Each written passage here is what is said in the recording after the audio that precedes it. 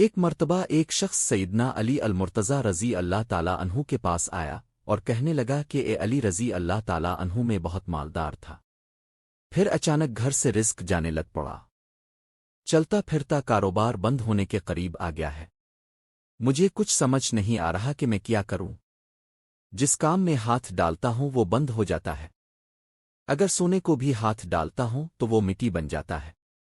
جب یہ شخص اپنے سارے شکوے سنا رہا تھا تو سیدنا علی المرتضی رضی اللہ تعالیٰ عنہ اس کی کمزوری سمجھ گئے، فرمایا کہ اے شخص تو اپنے گناہوں کو ترک کرنا شروع کر دے،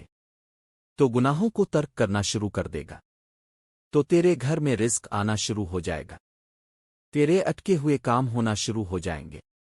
وہ شخص کہنے لگا کہ اب مجھے اشارہ دیجئے میں کیسے گناہوں کو چھوڑ دوں؟ تو حضرت علی رضی اللہ تعالیٰ عنہ فرمانے لگے کہ اگر تو نماز نہیں پڑھتا تو نماز پڑھنا شروع کر دے،